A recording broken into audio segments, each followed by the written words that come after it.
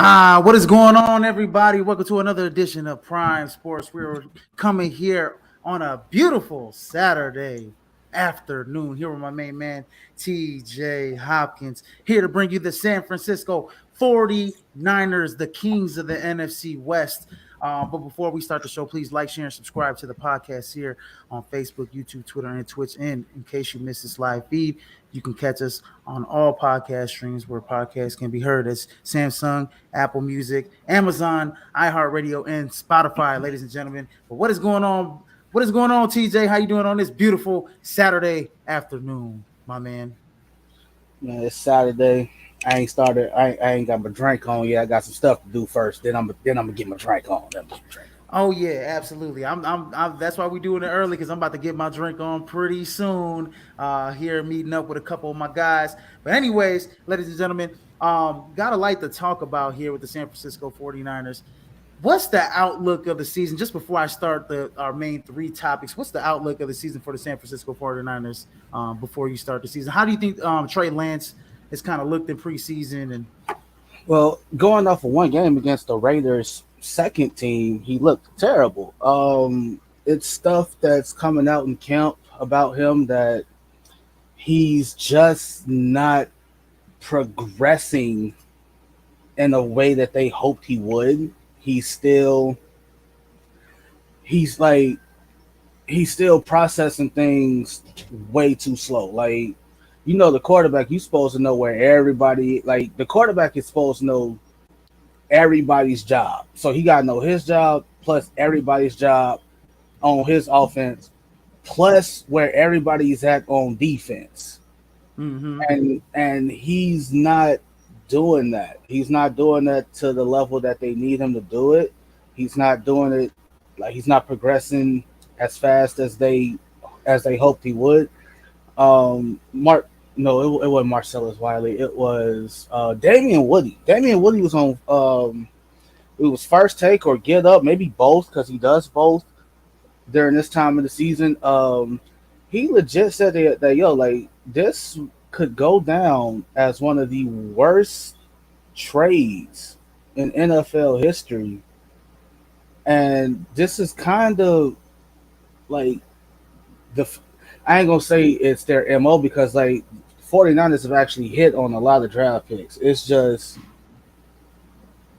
they don't get the center that they deserve for one, passing up on the Deshaun Watson and the guy that turned into Pat Mahomes the way that the Bears do, right? The guy they took in that draft was Solomon Thomas. He's not even on that team anymore. He's gone. Right.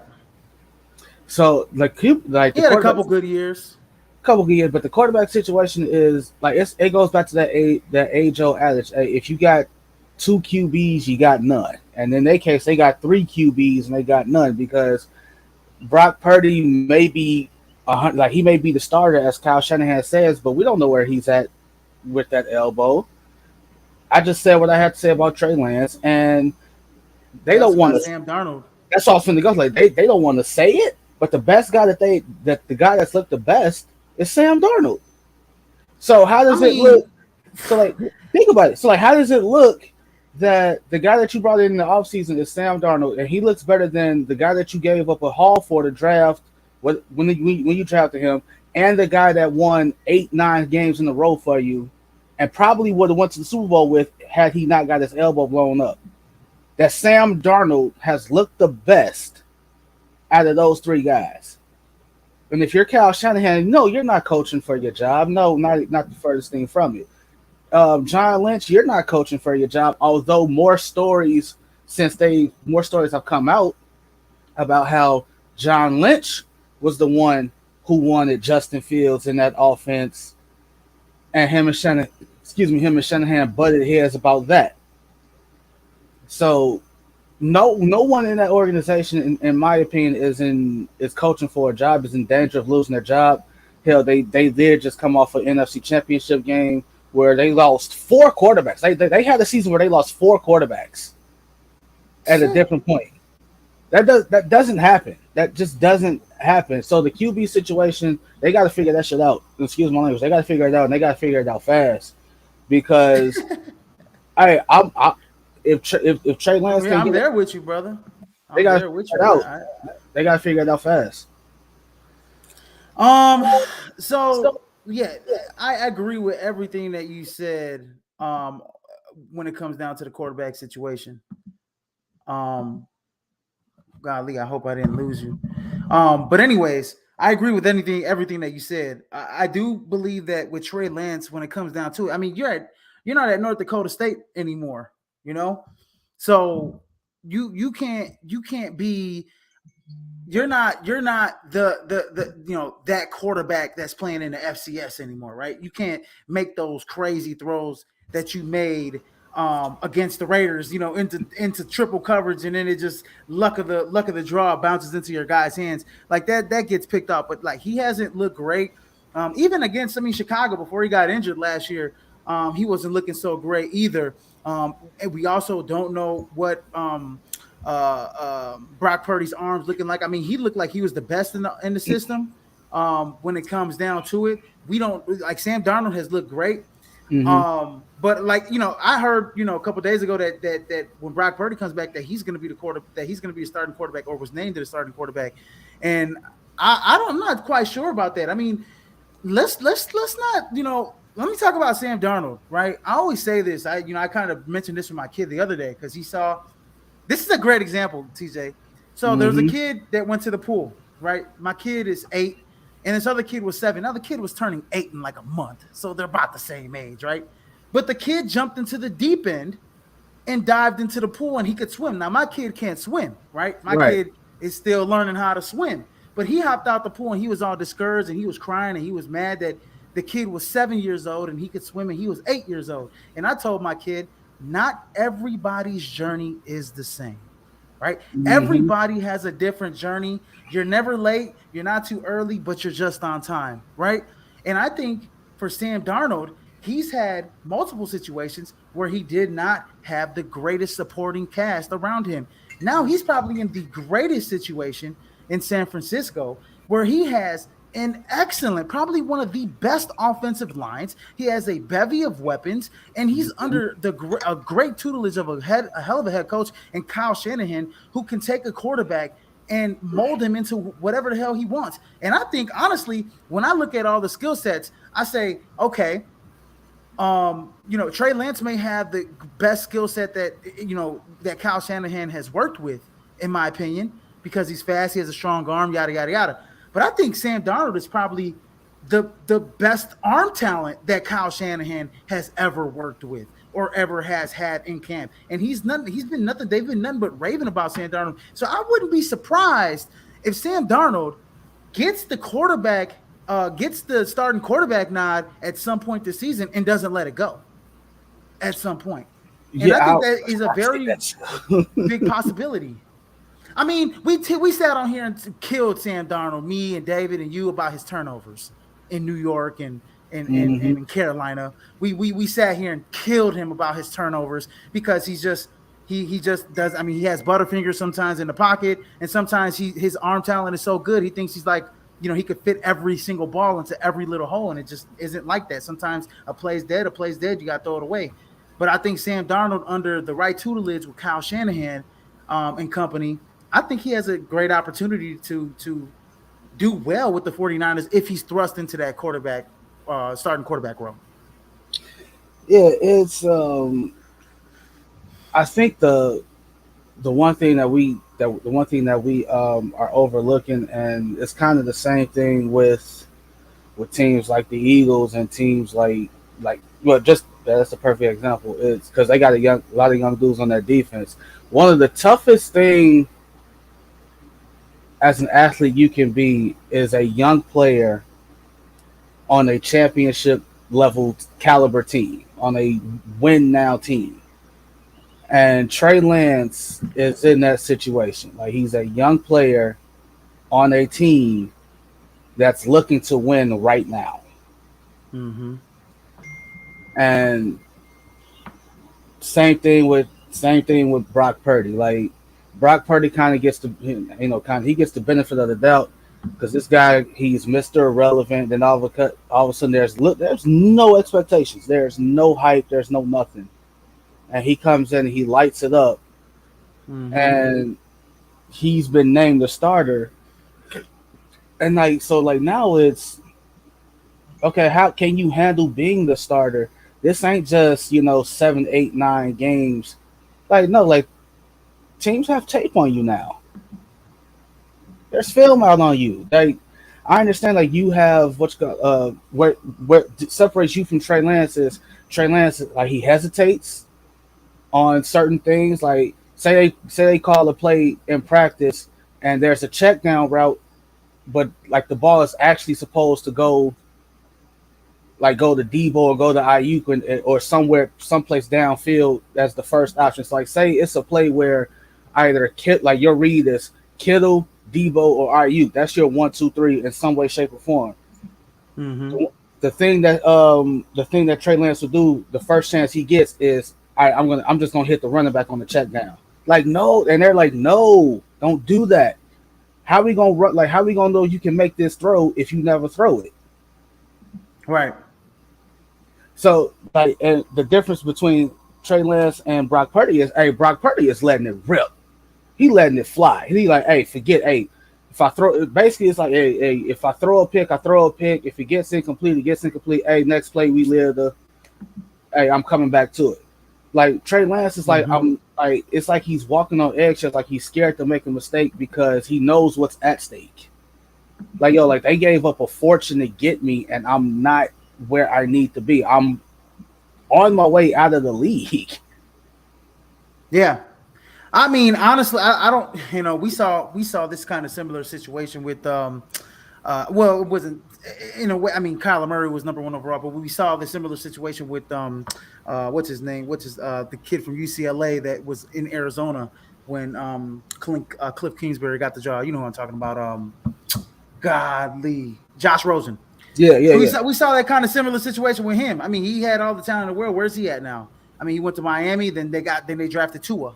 It just doesn't. He never got the opportunity. So I hope that doesn't happen to Trey Lance, where it's like, oh God, like, well, we didn't plan on Brock Purdy to look this good. Now, all of a sudden, it's another year. Teams got tape on Brock Purdy. Last year it was fluid. We don't know where Brock Purdy likes to throw the football. We don't know his intangibles. We don't know anything really much about him other than he played in a Big 12 conference that was high-powered offense after high-powered offense after high-powered offense and very little defense being played in the Big 12, right? But he was very successful at Iowa State. He was one of the more accurate quarterbacks in college football, and it translated to the NFL, and it translates perfectly to Kyle Shanahan's system. But, now we're looking at a situation with Trey Lance where it's like, okay, we got 2 quarterbacks, but one of them, he looked pretty damn good last year. And if he comes back, I think he's going to do pretty damn good in the system this year. What do we do with you? And you have little to no trade value right now. We don't know what's going to happen with you. And we have, a lot of weapons. And we're going to get to the weapons, right? So, we have a lot of weapons and we need to be able to get them the football, and we can't have a quarterback that hesitates, or we can't have a quarterback that turns the ball over. And Sam Darnold, are those is that situation kind of hashed up? Has Kyle Shanahan worked with that? So, and also the question mark about Brock Purdy's arm. How is that doing? So there's a lot of question marks at the quarterback situation for the San Francisco 49ers that they have to address quickly because the season starts in a couple weeks. And really right now they don't know what the hell who the hell is going to be the damn quarterback. I guess the next storyline is how Deebo Samuel will be used in the offense going forward with, one of their offense coordinators. So Bobby Slowick, after DeMeco Ryans got his head coaching job with the Houston Texans, he took Bobby Slowick away, and now he's the OC in Houston. Now you add Clint Kubiak with Chris Forrester as kind of like a dual like passing coordinator, offensive coordinator kind of gig. But we all know Kyle Shanahan runs the show, right, when it comes to the offense. But I guess what it seems like is like another year with Christian McCaffrey, Brandon Ayuk taking another step. How will Deebo Samuel be used in the offense going forward? What are your thoughts on that? Deebo Samuel pretty much created his own position called a wide back, like because he pretty much because of how they use him. And we ain't talking about wide backs that's going to eat. Right. 6-piece. 6-piece from Harold's every Thursday. We ain't talking about the wide backs. It's a different form of football. that we're used to seeing because like you don't see wide receivers lining up in the backfield taking the handoffs, right? Like you don't see like the only time you see a running back get the ball on a quote unquote handoff in the old days is a like a reverse play, and now the game progresses to like now you got jet sweeps. Now you got Debo Samuel literally lining up in a running back position behind the quarterback, taking the handoff and running through gaps, running through the line. And so I think eventually that stuff takes a toll because you look at another gadget guy like Tyreek Hill when he first came into the league. They used Tyreek Hill in all sorts of fashions. He was a return dude. He caught the ball out of the backfield. He jet sweeps, all that other stuff. Now Tyreek Hill is strictly a wide receiver, right? That's all he does. He even did some special teams and DB work. That's all he did. And eventually, Debo Samuel is just going to be like, all right, this is too much. It's the physical toll is just entirely too much. I'm just going to stick to a wide receiver. Like, so you got to find somebody else to do all this other stuff. Well, that's why you got Christian McCaffrey But now. I that's mean, and right? You know, that's why you brought in the. But they still use Debo Samuel in that fashion. yeah. Like You know, it's I think the I thing is with their offense in general is like their offense is just so physical. Like remember that one year where they had like 20 some players injured, like and it was like literally all they key guys. It was like Nick Bosa and somebody like a few other dudes on defense, and then offense like they that was a offense couple years struggled. ago. Yeah, like Yeah. and it was just like dang, like it was one year like Kittle got hurt, and it's just like yo, it's like they style of football is just so goddamn physical. After a while, it's like you got to have depth. You got to have the amount of weapons that they have because and what happens to this team? God forbid, knock on wood, if a Debo Samuel gets hurt, if a Kittle gets hurt again, right? Like Well, that's why I think that's why they drafted Cameron Latu. They also got a guy Charlie Warner on the as a tight end but I think Cameron Latu is a guy that you'll see a lot, implemented into the offense along with Kittle. My thing on Steve Samuel is yes, I do agree with you wholeheartedly. You are going to have to, put, pull back on his usage as a running back out the back and using him. I know you want to get the ball in his hands as much as possible because he's probably one of, if not the best, one of the best guys with the ball in his hands on your offense, right? You want to give it mhm. to your playmakers as much as possible. That's why they give it to him out the backfield. That's why they give it to him on jet sweeps. That's why they do all these things with a ball. Well, now you have Christian McCaffrey that can do those things. He can line up in the slot. He can run. He can run between the tackles. He can run outside the tackles. I mean, they had guys, that can run the football. Raheem Mostert, other guys in the past. But ever since really like Frank Gore, left. They kind of been struggling to find that,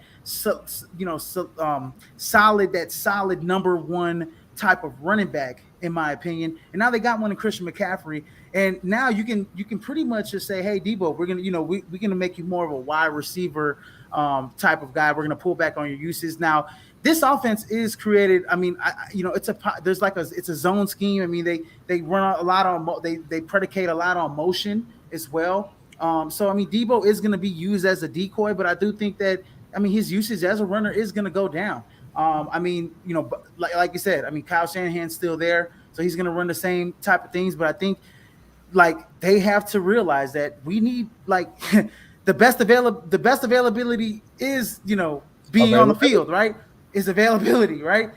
So the best ability is availability. So they need Debo when it matters the most, and he can't be hurt down the stretch. So they're gonna have to either just use him more and as a smokescreen kind of guy, and kind of pull back on his uses as a runner and feed him the ball more as a receiver when it comes down to it.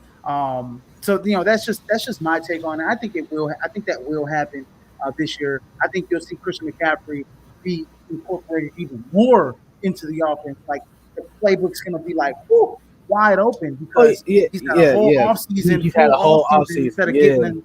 in the middle of the season, you know. So I do think that is going to happen. Defense. Let's talk about the defense. We know D'Amico Ryans went. He's defensive coordinator. He was a defensive coordinator last year. He did great things for that San Francisco 49ers defense last year or last couple years. He was a favorite. He's got the head coaching gig now in Houston. Now we got a former head coach and Steve Wilkes, who you've come on here and said that he got the short end of the stick in Arizona. But that's neither here or there, I guess, right now. But Steve Wilkes, I'm glad he's getting the opportunity to be a DC for a great San Francisco 49ers defense that can possibly win a Super Bowl. This defense was great last year. They're going to be great this year. Can they be the best defense in the NFL again this year? Can they be? Yeah, absolutely. It all predicates on health. We all know Nick Bosa had an injury history. Not luck up, but you absolutely steal Javon Hargrave from the from the Eagles, and you add him to an already loaded front. It's the rich get richer over there. You found you found a gem in Fred Warner in the second round, and if Niners fans want to say Fred Warner's the best linebacker in football, can't call him crazy. Nope, I'm not. Can't call. I think the quote unquote lone weakness, and I'm putting weakness in quotation marks, is the DB room. I don't think they have that one guy where it's like, hey, shut him down. I don't think they have that. They have a bunch of good guys, but they don't have that one. They don't have that one guy where it's like, all right, I'm gonna shut down that side of the field. Like they don't have that one. They got some hard hitters. I mean, Charvarius Ward, could be that guy. He was pretty damn good in Kansas City, but we'll have to see it. I mean, the NFC West, is loaded with wide receiver talent. I mean, other than the Arizona Cardinals, but I mean, you talk about Seattle that's going to have 3 good wide receivers. You're talking about LA that's going to have Cooper Kupp. Tyler Higbee as well. So, I mean, you're going to, those teams are going to be passing the football. I mean, I'm more worried about Seattle than anything. They're going to be the biggest threats to San Francisco this season. So, I do agree with you. But when I look at their secondary, though, TJ, man, they got some hitters. I mean, they got hitters. Hufanga is a budding star. Another steal. What was he? A 6th-round draft pick? Man, I can't even remember. I mean, he's like similar to Troy Polamalu out there. He's a budding star. I have no worries about their front seven. I mean, even their backups. Javon Kinlaw, is backing up Kevin Gibbons. I mean, you add Clelin Ferrell, Javon Hart. This front seven is one of the best in the league. I mean, Dre Greenlaw, Fred Warner are one of the best linebacker duos in the league. And then Oren Burks is not a bad. I mean, he used to be, he was on the Green Bay Packers. He's not bad at all. I mean, you add him to this linebacker unit. So I think front seven is going to be nasty next year with Nick Bosa and company. I do believe that they can be one of the best defenses in the NFL. I think it's not underrated, but like just getting pressure on the quarterback helps out your DBs, right?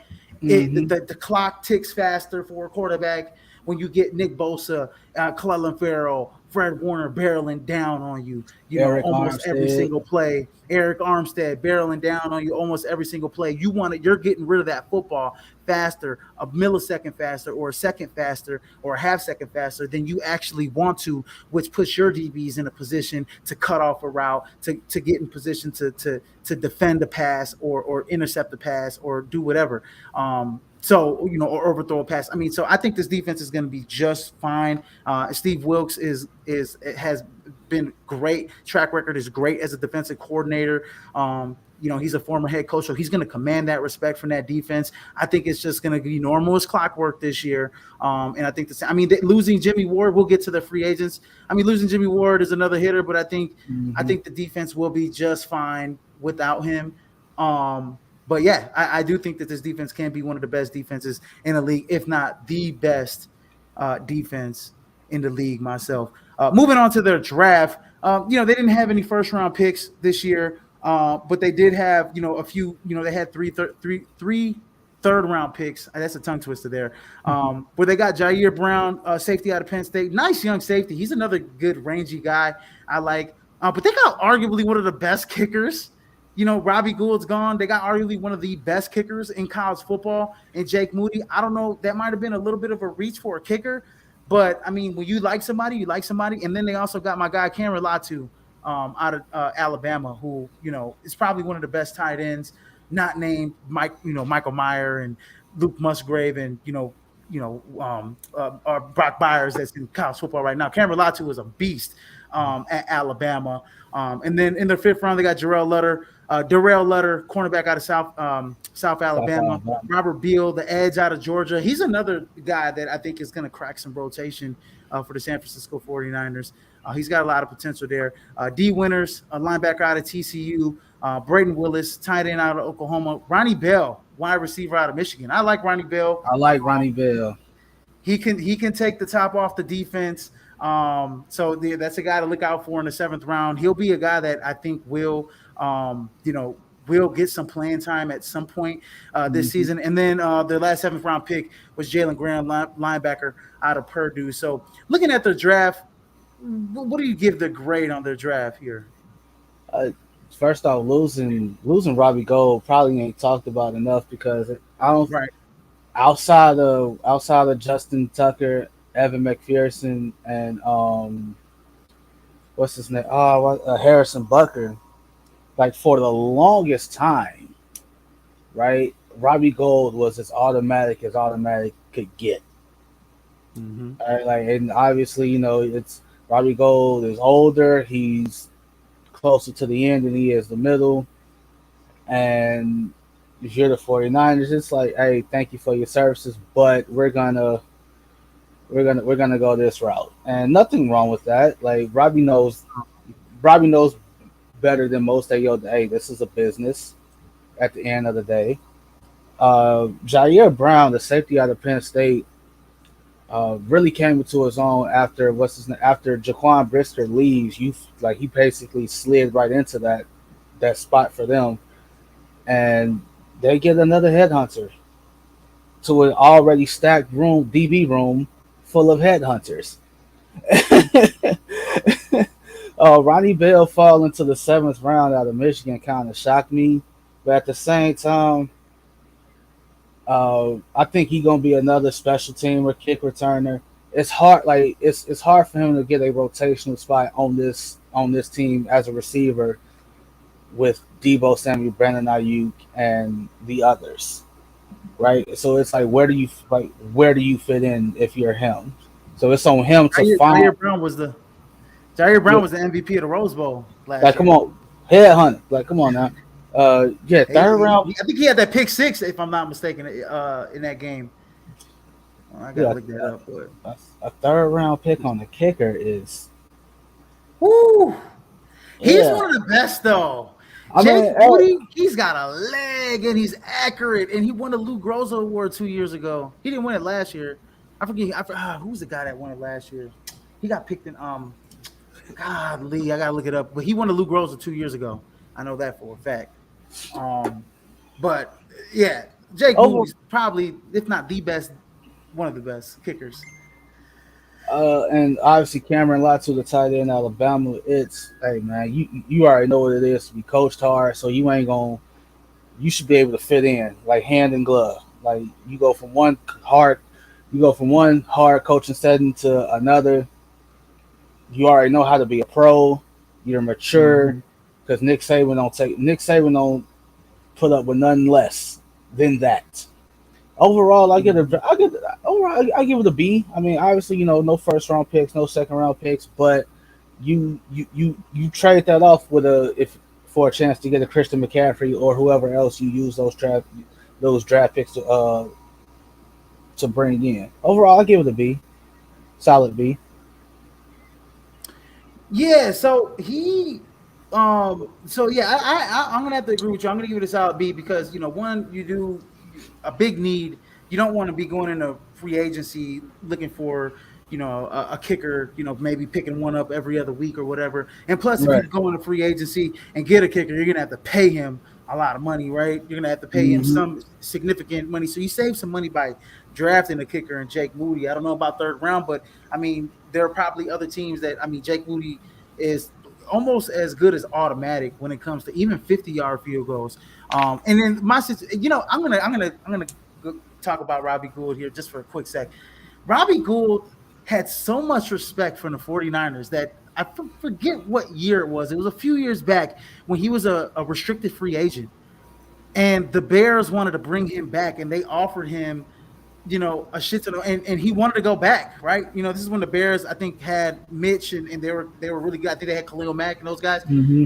And the San Francisco 49ers gave him even more money than the Chicago Bears. They said, "You're not going anywhere.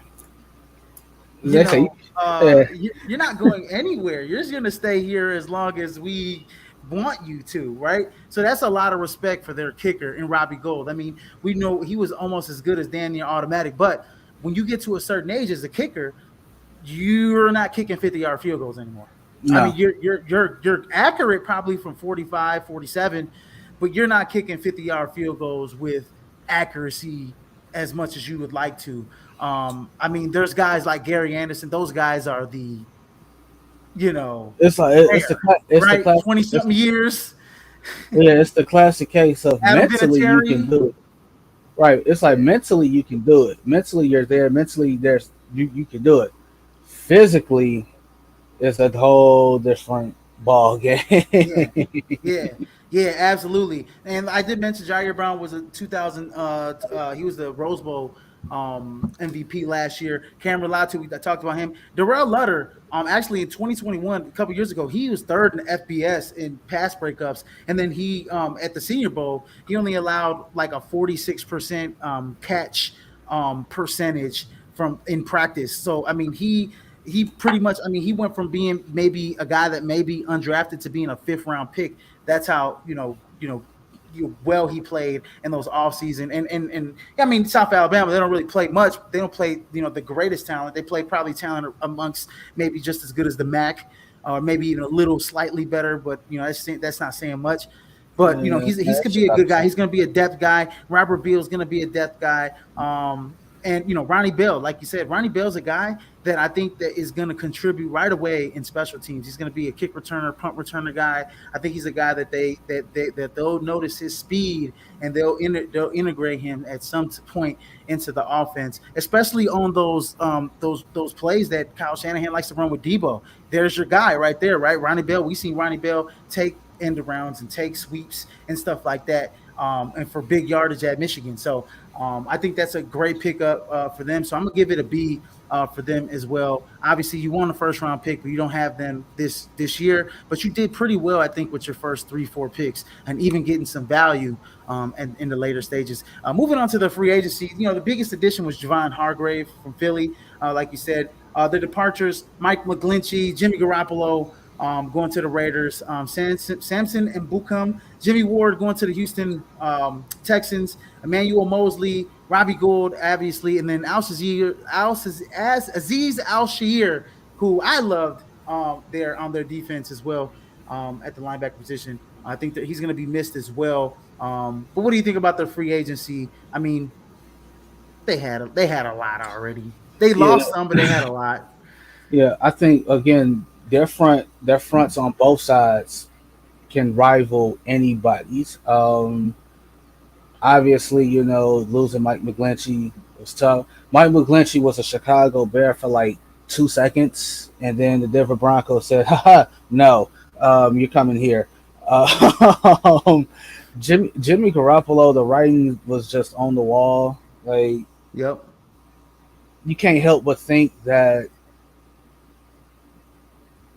they didn't see it ending this way when they traded for him, because they traded for him and they paid him outright, and then it was just marred by injuries, like he just kept getting injured, and couldn't and just couldn't play a full season, and eventually you say you were done. Right, the writing was on the wall with Jimmy G. Samson Ebukam, I think he's played. I think he's been back and forth between the Rams and the Niners. I don't know where he's at now because I do remember him on the Rams. I can look that up right now. Um, but I mean, when I look at their defense, I mean, they they're good. I mean, Yeah, losing Jimmy Ward, you still got Tashawn Gibson. Hufunga's a guy that is a budding star. He's and on the Rams right now. Oh so no, he's back. he's on the Colts right now. He's on the Colts. He's Okay, on the Colts. Yeah, he's on the Colts. So, but yeah, no. I mean, when you look at a Samson and Bukum, I mean, yeah, and then you add a Javon Hargrave. That's like the rich getting richer, right there.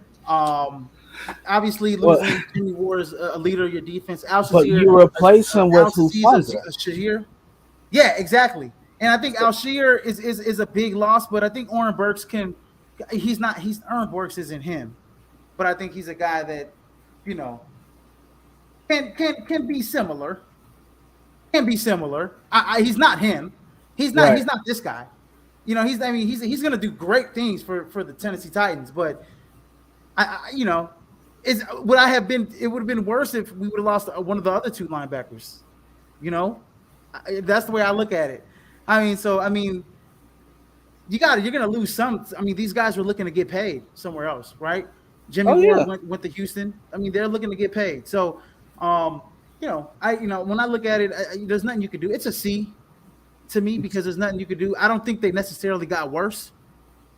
Necessarily. I mean, Jimmy No. G, let me say this. Jimmy G was doing great last year before he broke his ankle.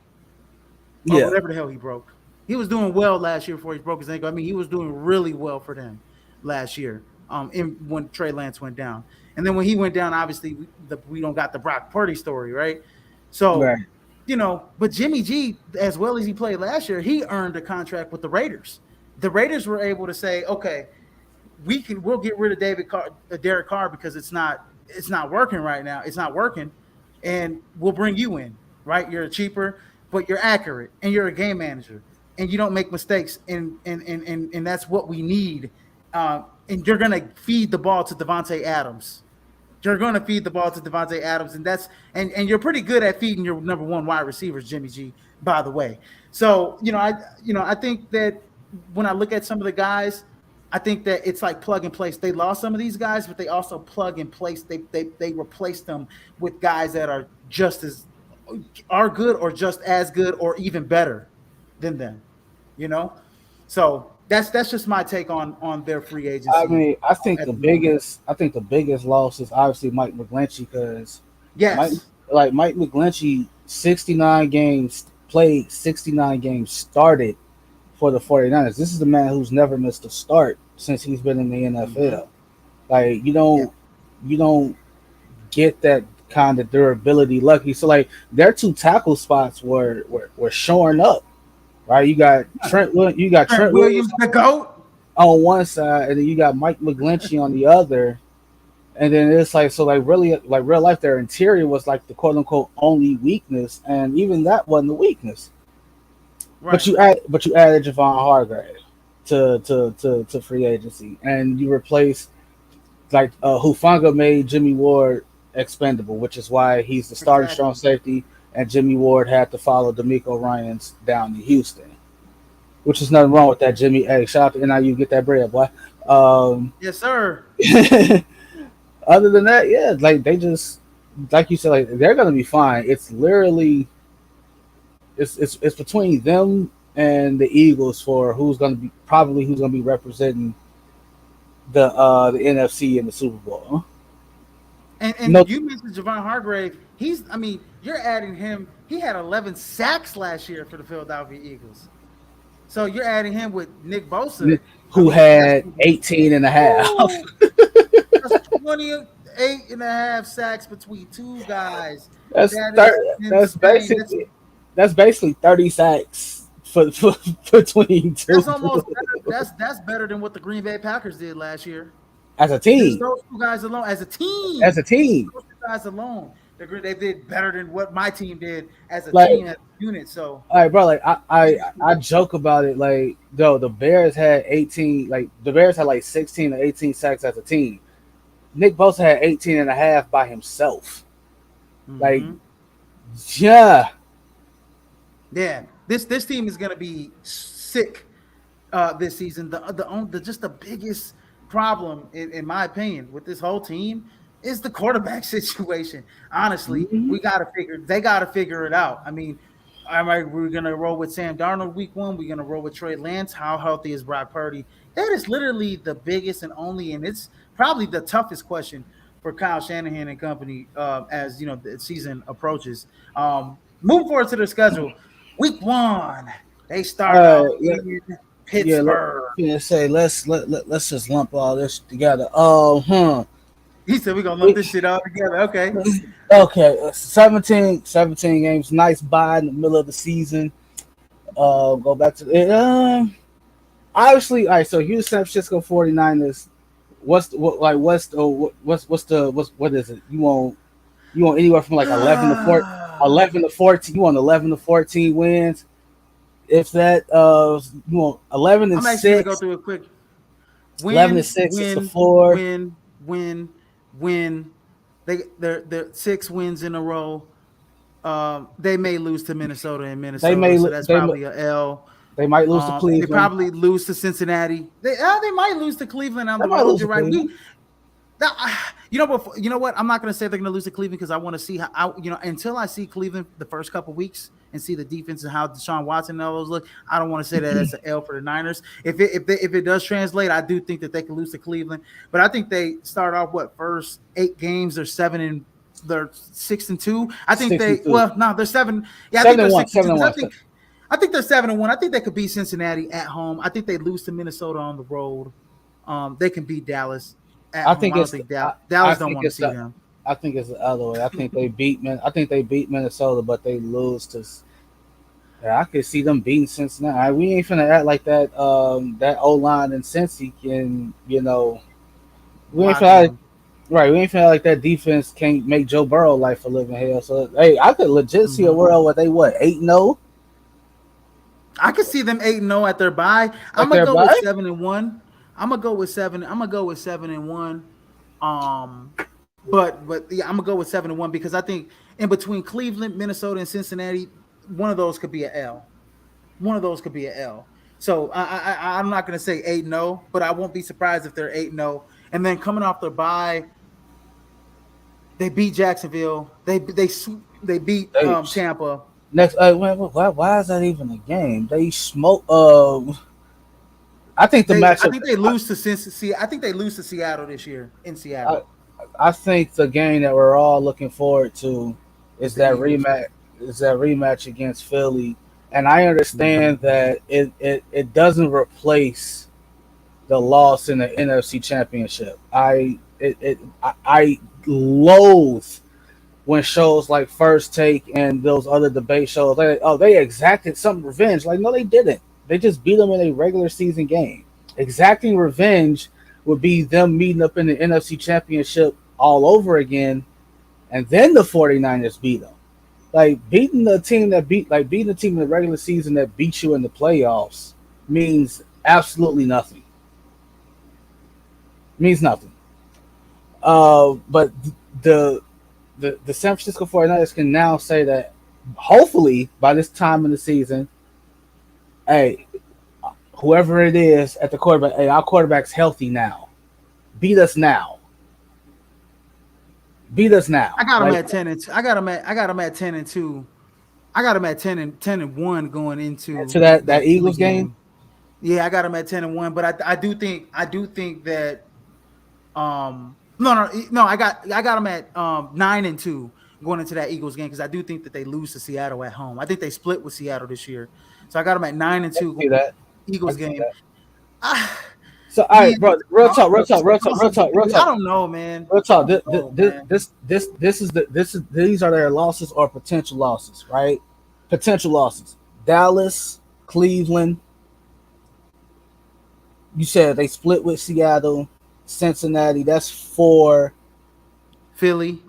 Philly is 5, Baltimore. So that's 6 losses, right? 11-6. 11-6. Wins the division still. Like 11-6. 12 low end. Low end is 11-6. You're like low end is 11, and we already know losses. Like all losses aren't created equal. Like how you look in the loss matters. Like how you look in the loss matters. Like if you play those, like just the 6 games I just listed. If you play those 6 teams, and every single one of them's a nail biter, every single one of them comes down to the last possession, final 2 minutes of the game. Walk-off field goal. Like if you lose to the Ravens and Justin Tucker kicks a 45-yard field goal to walk it off and win it, hey, you can't do nothing about that. You can't do, yeah. I mean, not even a 45. That 45 is a chip shot. If he hits a 50-something yarder, but if you go to if he did last year, right? But if Cincinnati coming to your crib and Joe Burrow lights you up for 350 and 4 touchdowns, and you lose by like 2 touchdowns, that's not a good loss. No, that's not a good loss. I don't see that happening. I don't see it. Right. I don't see that happening, but I'm saying hypothetically, again, all this is hypothetical. You need time to get that damn ball to Jamar Chase and Tyler Boyd and T. Higgins. You need time. And I don't think Joe Burrow with that offensive line is gonna have enough time to get him the ball consistently all game long. They're gonna have to, in that game, they're gonna have to make a lot like shorter intermediate throws, because of the offensive line is going to be under attack all game long. But I still think that we could jumble them up into those 3 games with Cleveland, Minnesota. Those 4 games really: Dallas, Cleveland, Minnesota, Cincinnati. One of those could be a loss or maybe even 2 losses. And then I do think that they lose to Philly in Philly. I don't think depending on who's the quarterback and where they're at, I just don't trust any of their quarterbacks to go into Philly and beat them. Now, if Brock Purdy's super healthy, fully healthy, and he's everything, all cylinders are clicking, I think they have a really good shot at beating Philly in Philly. And I think that front 7 with Nick Bosa, is going to make some things hard for that offensive line, in Philly. I do think they split with Seattle. I do think the Baltimore game is very interesting because depending on the health of Lamar Jackson, I had Baltimore winning 14 games this season. And I think that this is one of them that I think they beat Seattle. I just think that Lamar Jackson, when he's healthy, he's a top 5 quarterback in the league. And I think it's very hard to game plan against Lamar Jackson, especially once he's getting out the pocket, he's running. And he's got help with OBJ, with Flowers, with Mark Andrews. His running game is looking solid this year. The offensive line is looking solid. The defense looking good this year. I think Baltimore can go into San Francisco and actually beat them. So I'm gonna go high end. This team is a 13-4 team. 13-4. I'm gonna go 13-4. I think they lose to Seattle. They lose to Philly. I think they lose to Baltimore, they lose to Seattle, they lose to Philly, and they lose to either Cleveland, Minnesota, or Cincinnati. That's fair. I think it's either that or low end. They lose. Low end. I think like you said, 11-12 wins. They lose to either. I don't think the Cowboys are going to go into San Fran and beat them. That's just me. I think low end. I think Cleveland could beat them. Cincy could go in there and beat them. Seattle's going to beat them at their house. I think Philly's going to beat them at their house, and I think they can lose to Baltimore. That's 5 losses right there, 12-5. Now Dallas, that like Cowboy fans might feel some type of way. They may feel like, hey, we can beat Philly. Yeah, like you can say that. You can say you can beat them, but at the end of the day, like, so if you're Dallas, I'm not finna sit here and be disrespectful to them. Like they don't have a talented defense on that on for them either. Like Michael Parsons can throw his name and like, hey, I'm top 5 in terms of this edge rushing thing. I'm top 5. Mm-hmm. Absolutely. I'm top 5. He's probably number 1. He's probably him, Nick Bosa, Myles Garrett. Garrett. Hey, I'm top 5. When Von Miller's healthy, I'm top 5. He's a hassle. Yeah, I'm top 5. Like TJ Watt. I'm top 5. Top 5. I'm with them. I'm with all them guys. I'm top 5. Man, I don't think like there's been so many good edge rushers. Miles all those guys included. Like we're not even talking about Joey Bosa. We're not even talking about Khalil Mack. You know what I mean? Like those bro, dudes are on the same team, man. Hey, We're bro, not even talking about Max Crosby. You know what I'm top, saying? Like, hey, come on, man. There's so many good pass rushers out here. Micah Parsons can say, "Hey, I'm top 5." He's definitely top 5. It's crazy. I'm leaving some guys out that are right, straight up dogs. Like you got Trayvon Diggs at the corner spot. I think Trayvon Diggs is better than any corner that San Francisco got. Oh, absolutely. He's hands down. I thought you was gonna say he's the best corner in the league because no, hell no. Come on now. My guy's the best corner in the league, in my opinion. But conversation for another day. Anyways, low end Niners fans, I got them at 11, 12 wins. High end 13, 14 wins, in my opinion. So yeah, I ain't gonna go crazy like y'all did with the Eagles and say, 16-1 and 14 and like no, that's not for that. That's not for that. I think I had them at 15 wins, didn't I? I had 15, 14. Yeah. You and David was out there, egregious with it. But no, David said that they might go undefeated. I'm like, man, I'm not going like the Patriots. Like you already know what it is, man. Like at the end of the day, it comes back to the quarterback play and who's that guy. So like say it is like hypothetically, right? Say it is Brock Purdy, right? Say it is Brock Purdy. Like let's just say like they winning games, but they got a limp to the finish line in some of these games. Let's the Giants, right? They should smoke. I ain't gonna say smoke the Giants. They should beat the Giants, right? They should beat what if they have a game against the Giants and Brock Purdy just looks meh? Looks meh against the Giants. How much confidence? That's not out the realm of possibility. How much confidence is instilled in him going forward, right? Because you can't follow up a meh performance against the Cardinals and be like all is right in the world. No, because the Cardinals are gonna suck. No one's gonna they're gonna take that performance with a grain of salt. The bad performance against the Giants, if you have one, is going to hold a lot more merit than the good performance against the Cardinals because the Cardinals suck and they're going to suck. So, you go meh against the Giants, great against the Cardinals, and then meh again against the Cowboys. And then another average performance against Cleveland, a decent performance against the Vikings. You struggle against, if you have an up and down season, how long before Shanahan says, "All right, Sam, let's see what you can do"? Hey, we sleeping on Jacksonville. That Jacksonville game, and we sleeping on Jacksonville, bro. Like we real life are wholeheartedly are because that could be an L. That's a trap. I don't want to say trap game, but I'm gonna say trap game because that's a game where San Francisco. It is because Jacksonville, they hungry. They went to the playoffs last year, but it's like you playing in Jacksonville against a budding star quarterback against a team that plays really well under Doug Peterson, under a pretty solid defense. I mean, that's a game where San Francisco be like, we coming off our bye, we relax, we're 7-1, we're 8-0, we're gonna come in here, we're gonna do what it do, and the Jags have a shiny new toy that's waiting to get back out there. Yeah. They got a shiny they got a shiny new toy for them. He ain't new to the league, but he new to them. And they can't Calvin Ridley. So I totally agree with all that. I wonder if this Jacksonville game is this game. I wonder if this game is what is this prime time? Is it prime time? It is. No, it's an afternoon game. So and it's not like overseas or anything. So yeah, it's an afternoon game and it's in Jacksonville. I mean, that's a game that I gotta circle on the calendar, and I gotta say that could be an L possibly for San Francisco if they're not on their P's and Q's.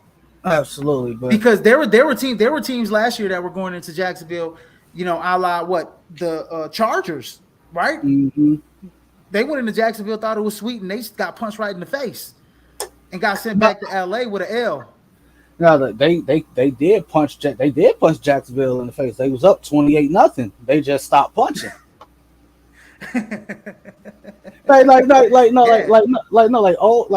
maybe that Saxonville team, maybe them, like I don't know, like maybe Jags teams of old.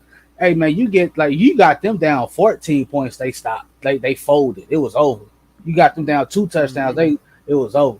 We ain't finna like everybody talks about Trevor Lawrence. Like, yo, Trevor Lawrence looked awful in that game, bro. Like he looked awful.